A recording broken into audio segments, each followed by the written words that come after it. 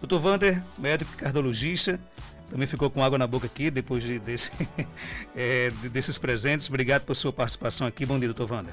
Bom dia, Marcos. Bom dia, Geraldinho. Bom dia a todos os nossos ouvintes que estão nos ouvindo no Panorama 95. É uma satisfação estar aqui de volta.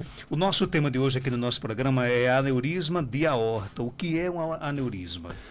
Aneurisma, Marcos, não apenas o de aorta, mas qualquer aneurisma. É possível que algum dos nossos ouvintes já tenha ouvido falar a menção da palavra aneurisma, especialmente em alguns pacientes que têm AVC hemorrágico, porque é uma das causas mais importantes, é o aneurisma de artérias cerebrais. Aneurisma, de um modo geral, é um aumento, uma dilatação do tamanho de uma artéria. É uma doença do sistema circulatório, mas apenas do segmento arterial. É um aumento do tamanho, do diâmetro de uma artéria. Em geral, existe uma convenção de que esse aumento ele precisa ser de pelo menos 50% em relação ao normal, aos limites considerados normais, para que você considere que o paciente apresenta um aneurisma. E esse aumento ele vem acompanhado do enfraquecimento da parede das artérias, e isso é o que resulta, especialmente nessas doenças, em todas as manifestações clínicas, o que faz com que a gente tenha especificamente um determinado tipo de preocupação com relação ao tratamento, e é o que produz determinadas complicações. Então as manifestações da doença, o tratamento são voltados exatamente para corrigir esse enfraquecimento da parede dessas artérias que produziu esse aumento desse diâmetro. Todos são do mesmo jeito? Não, existe mais de um tipo de aneurisma. A gente classifica de uma forma geral os aneurismas da aorta em dois grupos, né? O primeiro é a classificação por localização.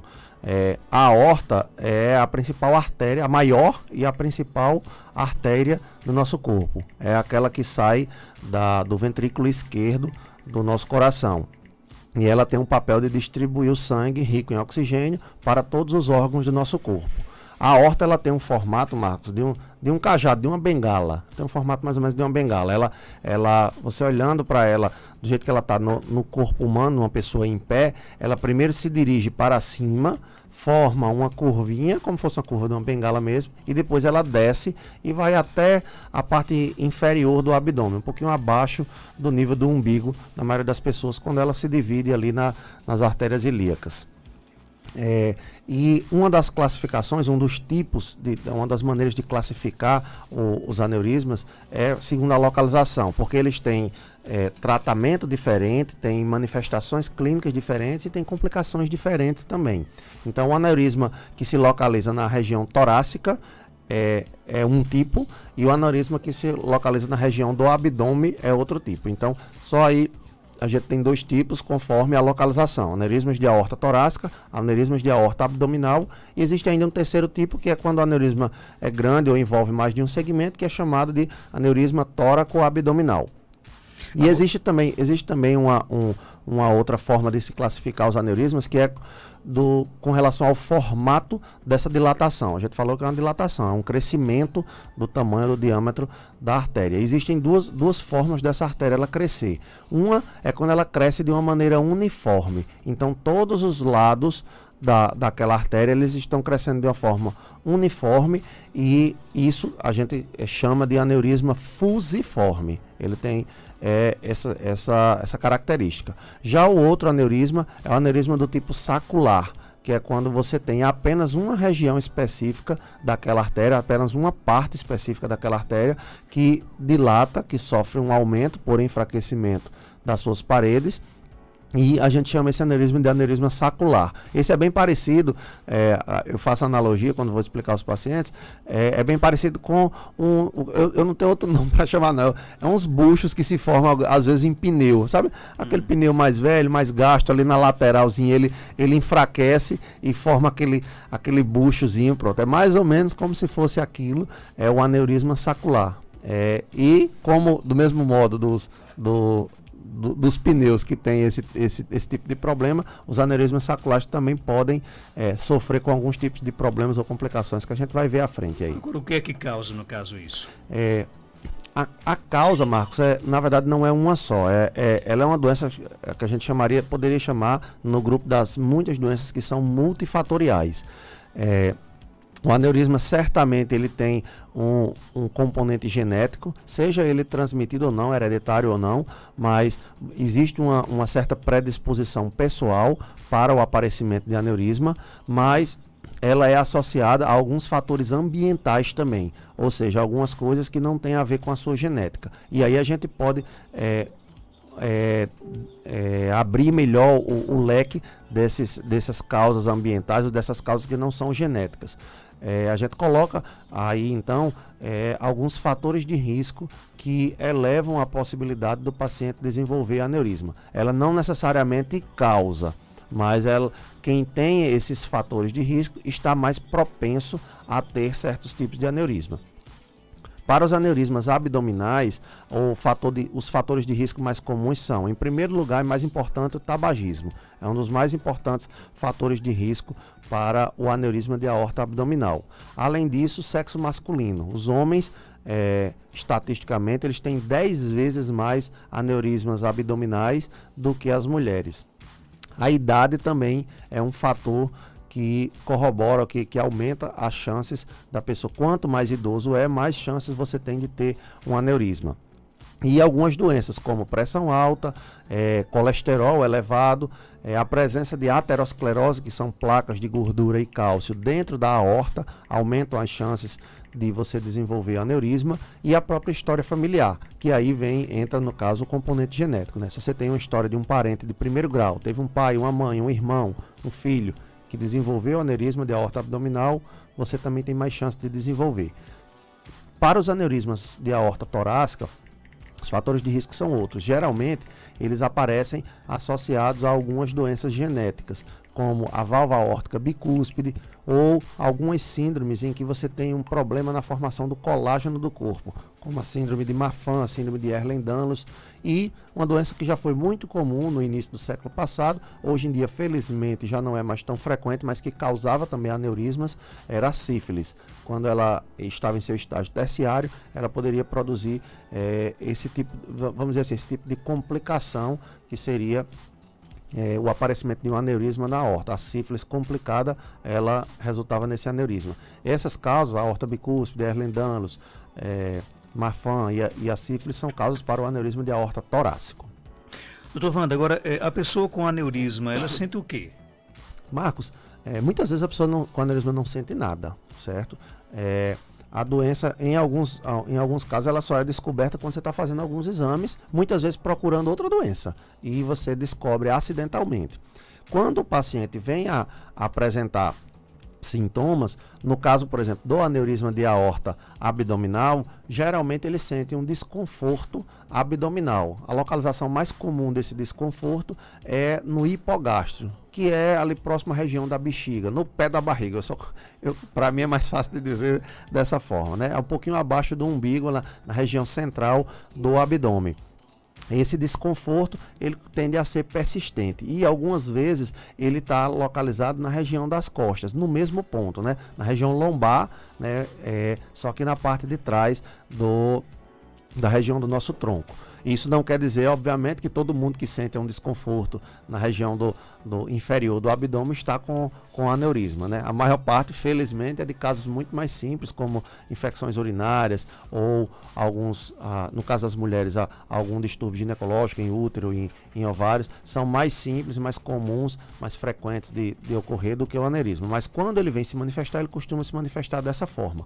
Algumas vezes os aneurismas abdominais, o médico percebe, o paciente não sente nada, mas o médico percebe por meio da palpação. Ele vai palpar o abdômen e ele nota que tem uma massa, um nódulo, só que esse nódulo não é como se fosse um tumor, ele está pulsando. E aí ele percebe que tem algo relacionado ao sistema circulatório. Como a principal artéria que está passando ali na região do abdômen é a aorta, isso levanta ou aumenta as possibilidades de se tratar de um aneurisma de aorta abdominal. No caso dos aneurismas de aorta torácica, na região do tórax, também costumam ser assintomáticos na maioria das vezes, mas quando eles causam sintomas, em geral, eles causam sintomas relacionados à válvula aórtica, porque o aumento do tamanho do aneurisma faz com que a válvula não feche adequadamente, e aí o paciente desenvolve sintomas de insuficiência aórtica, falta de ar, intolerância aos esforços, às vezes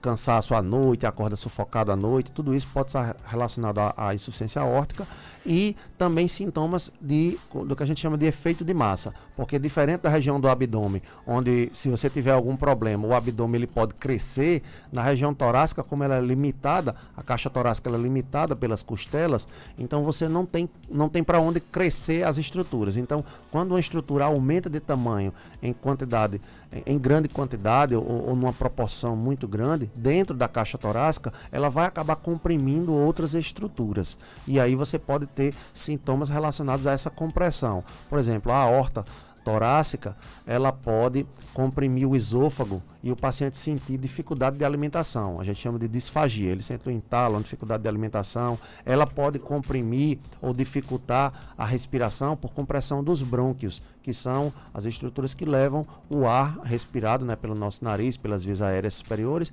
levam esse ar até os pulmões. Então, se você tem essa compressão dos brônquios, o paciente pode apresentar falta de ar, pode apresentar tosse, e esses são sintomas devidos ao aumento do tamanho do aneurisma dentro da caixa torácica e que acaba impactando nos órgãos que estão ali próximos, que estão vizinhos. Mas, mais uma vez, é muito comum que esses aneurismas eles sejam sintomáticos e muitas vezes você só descobre quando faz alguns exames. Muitas vezes você está até investigando outras causas e descobre por acidente. No caso, como é que é tratado? A doença ela é tratada da seguinte forma: se você passa por um tratamento clínico para todos os pacientes, esse tratamento clínico envolve parar de fumar, especialmente nos aneurismas de aorta abdominal, porque é uma das mais importantes causas de aneurisma de aorta abdominal é o tabagismo. Mas não somente isso, você também pode introduzir certas medicações como beta-bloqueadores, estatinas, ou no caso dos aneurismas de aorta abdominal, que tem a aterosclerose associada, ou seja, que tem placas de gordura grudadas na parede da artéria aorta, está indicado também você utilizar o ácido acetil salicílico, que é o AS. Esse é o tratamento clínico de um modo geral para todos os aneurismas. Os aneurismas que apresentam-se com sintomas e você atribui que esse sintoma é devido ao aneurisma, eles precisam de correção cirúrgica devido ao risco de complicações. Então, todo paciente que tem um aneurisma e que tem um sintoma e você atribui que esse sintoma é devido ao aneurisma, você indica cirurgia para esses pacientes. Para os pacientes que não têm nenhum sintoma, mas que têm um aneurisma muito grande, aí você indica a cirurgia para evitar uma complicação no futuro. E o que seria esse muito grande? No caso, para os homens é um aneurisma, uma aorta abdominal com um tamanho de mais de 5,5 centímetros. Para ter noção, o normal é em torno de 2,5 centímetros na região do abdômen. Então, um aneurisma em que você tenha, era para ser 2,5, você tem 5,5 centímetros, você está aí bem acima do valor normal e está indicado para os homens o tratamento cirúrgico. No caso das mulheres, é um pouquinho menor esse tamanho, a partir de 5 centímetros você já indica a correção do aneurisma. E no mesmo paciente, mesmo que ele não tenha esses valores, mas ele vem aumentando progressivamente, né? Porque além desse tratamento clínico, se o paciente não tiver indicação de cirurgia, ele precisa repetir exames anualmente, né? E aí, se você verifica que o aneurisma ele está aumentando de tamanho, no que a gente chama de uma velocidade muito elevada, ou seja, mais de 0,5 centímetro por ano de aumento do aneurisma, isso quer dizer que ele pode vir a sofrer de alguma complicação em um momento próximo e também está indicado a correção e o tratamento. Essas complicações que a gente fala são complicações próprias do enfraquecimento da parede das artérias. Eu falei no começo aí sobre o pneu que sofre esse bucho, né? A gente sabe que um pneu nessas condições, se você bota ele para rodar, ele corre o risco de estourar. Do mesmo modo, os aneurismas, especialmente os aneurismas saculares e aqueles com os grandes diâmetros, eles correm risco de ruptura. E a ruptura de aneurisma é uma condição muito grave que requer um tratamento de urgência e que muitas vezes tem uma mortalidade muito alta. Então é importante você fazer o diagnóstico antes para tentar determinar se é possível já tratar logo e evitar uma complicação ou um problema no futuro. Vamos aqui às perguntas no nosso WhatsApp, 988-775550. Bom dia. Bom dia, doutor Wander. Bom Doutor dia. Wander, eu queria que o senhor tirasse minha dúvida. Meu esposo tem 53 anos e ele, às vezes por outra, ele sente uma dor assim nos peitos, ele diz que é assim nos peitos. E aí, às vezes, aí toma chá, essas coisas assim, aí tipo, ele fosse gás, ele arrota, que ele melhora. Mas ele sente isso há muito tempo já, que colher ele sente. E agora ele está sentindo tipo, como que fosse uma secreção no esôfago. Mas é assim, aquele como fosse uma água fervendo, sabe? Aquele chiando, a gente escuta. Aí, agora, ultimamente, ele está sentindo isso, sabe? Não é gripe, ele não é fumante. E aí eu me aperrei, eu digo, será que isso não pode ser sintoma de coração? Ou pode ser esofagite, alguma coisa assim? Será que tem a ver com o coração também, devido a essa dor que às vezes ele sente? Queria que o senhor me ficasse aí, dissesse alguma coisa. E aí, doutor Wander? Bom dia, minha amiga. Obrigado pela sua pergunta. De fato, a doença que você mencionou aí, que seria a esofagite, é uma das principais hipóteses diagnósticas a serem consideradas, especialmente porque você deu uma descrição que é muito comum, muito típica desses casos de esofagite, que é uma das complicações da doença do refluxo gastroesofágico. Você disse que tem como se fosse uma secreção no esôfago, um líquido, uma coisa quente, fervendo lá por dentro. Foi mais ou menos assim que você mencionou. Isso, de fato, é bem característico de doença do refluxo. Entretanto, não é comum chiar o peito com isso, né? Esse chiado no peito ele pode indicar, na verdade, alguma doença no sistema respiratório, e aí era importante fazer uma avaliação médica.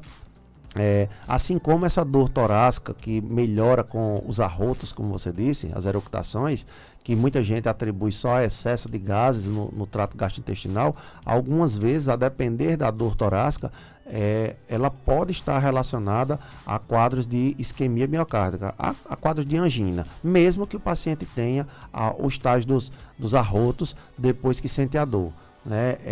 É muito frequente haver essa confusão, porque quando você arrota e melhora, você atribui isso a um problema do sistema gastrointestinal. Mas esse dado, esse relato específico de dor torácica associado a eructações, ele também pode estar associado a doenças no coração. De todo modo, como que você mencionou aí, é mais provável que de fato você esteja diante de um quadro de esofagite ou de doença do refluxo, e você menciona que os sintomas já são de muito tempo, não parece, pelo que você descreveu, haver nenhum critério de gravidade ou de alarme para procurar com urgência uma avaliação cardiológica. Talvez fosse interessante você começar ou com um clínico geral, que poderia avaliar melhor e orientar direito, iniciar o tratamento inclusive, e se não surtisse efeito, encaminhar para alguma das especialidades, ou se você tentar, se você optar por já ir direto para uma das especialidades, talvez consultar um gastroenterologista,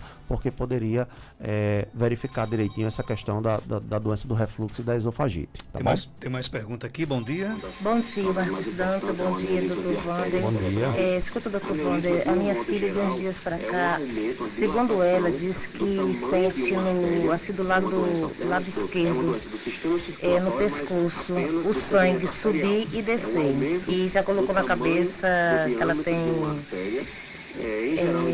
ansiedade e diz que vai morrer.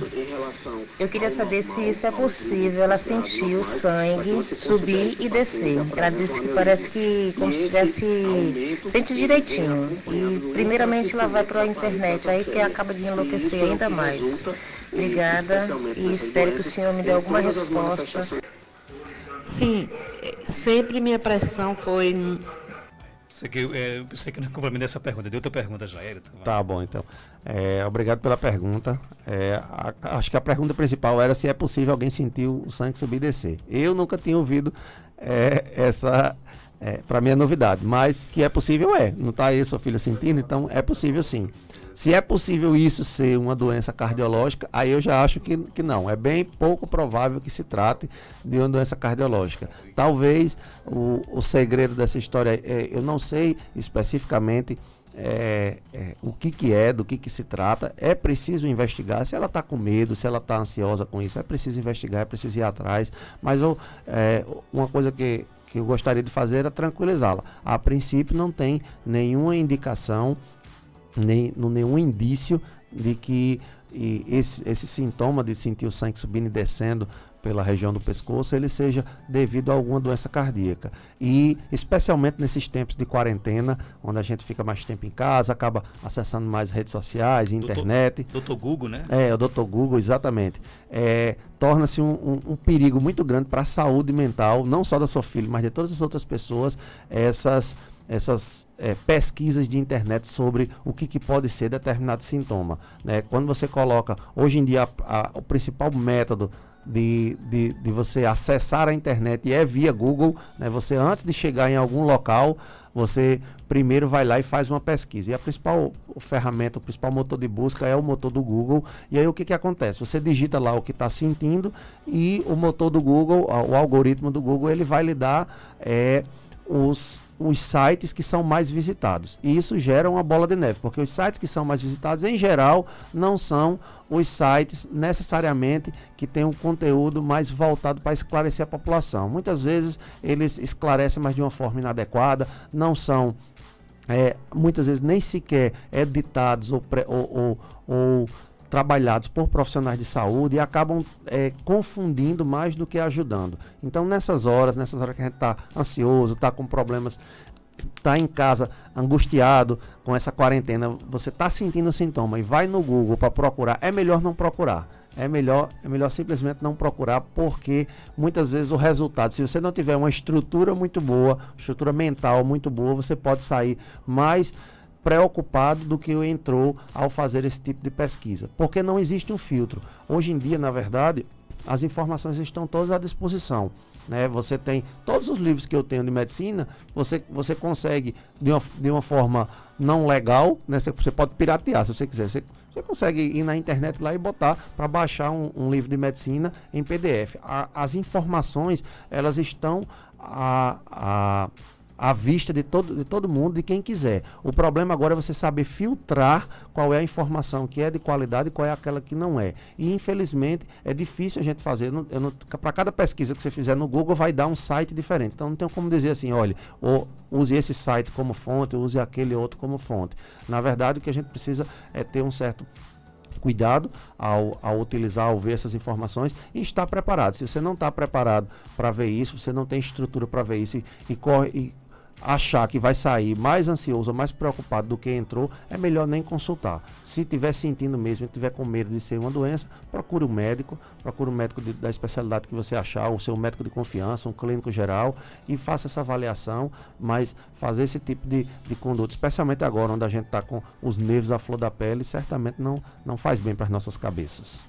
Bom dia, Marcos Dantas. Bom dia, Dr. Wander. Bom dia. Eu gostaria que o senhor falasse, Dr. Wander, sobre o resultado de uma verificação da pressão, que ontem, ao verificar, deu 9,8 por 5,6. O que é que o senhor diz desse resultado dessa pressão? Sim, sempre minha pressão foi uns por 7 e às vezes dava 10 por 6. E aí, doutor Wander? Pronto, bom dia.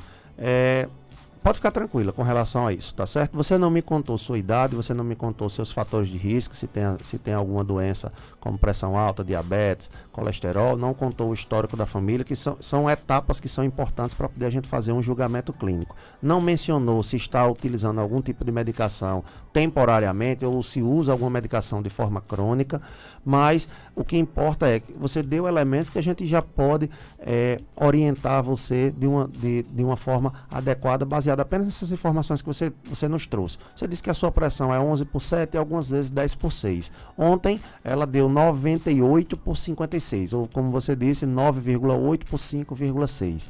Arredondando isso, se a gente for arredondar, isso dá 10 por 6 do mesmo jeito.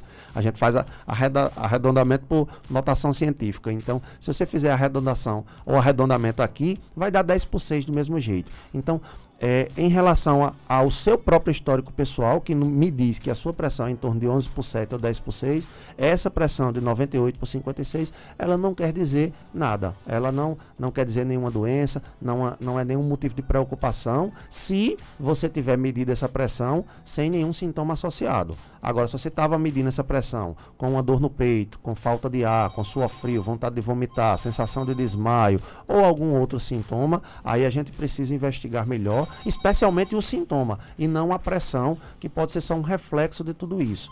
Mas não se preocupe com essa pressão. Nós não temos, você mesmo já nos mostrou isso, que nós não temos uma pressão fixa ao longo do nosso dia ou ao longo da nossa vida. Não há essa coisa de, minha pressão sempre foi 12 por 8. Ela não é. Ela coincide de ser em algumas medidas que a gente faz. Mas, na verdade, a cada batimento do nosso coração, o coração ele percebe qual é a necessidade do corpo e ele gera uma pressão diferente. Então, uma hora vai ser, no seu caso, uma hora vai ser 11 por 7, outra hora vai ser 10 por 6 e, eventualmente, achou de coincidir que você mediu na hora que estava 9,8 por 5,6. Não há motivo para se preocupar, pode ficar tranquila com relação a isso. Só para finalizar, qual é a pressão que a gente tem que começar a se preocupar? Marcos, a pressão que a gente diria para a maioria das pessoas, né, sem levar em conta os fatores de risco, as outras comorbidades, a pressão que precisa, que o paciente precisa acender o sinal de alerta, não quer dizer que ele tenha que correr para a urgência hoje, não quer dizer que ele tenha que marcar uma consulta para o cardiologista amanhã, ou amanhã que é feriado, ou hoje mesmo, ou segunda-feira, não quer dizer isso. Apenas que ele precisa acender uma luz de alerta, uma luz amarela, a pressão é em torno de 14 por 9, se ele não tiver sintomas, se ele não tiver doenças outras, ou se ele tiver algumas doenças, especialmente diabetes ou algum histórico de alguma doença como AVC, ele precisa acender essa luz de alerta se a pressão estiver acima de 13 por 8. Então, isso em medidas casuais. Mas quando você tira uma medida apenas e essa medida ela está acima de 14 por 9 e todas as outras estão normais, é bem possível que aquele tenha sido só um caso isolado, um momento isolado. Mas se sua pressão está constantemente acima de 14 por 9, de fato uma luz amarela se acende aí e você precisa ter uma certa atenção. Dr. Wander Wade é médico cardiologista, está na Clínica São José, na Rua Terezinha Leite, 1883, bairro Penedo, aqui na cidade de Caicó. Telefone de contato 99422-3138, 99431-068. Dr. Wander, obrigado. Até quinta-feira, se Deus quiser. Obrigado, Marcos. Até quinta.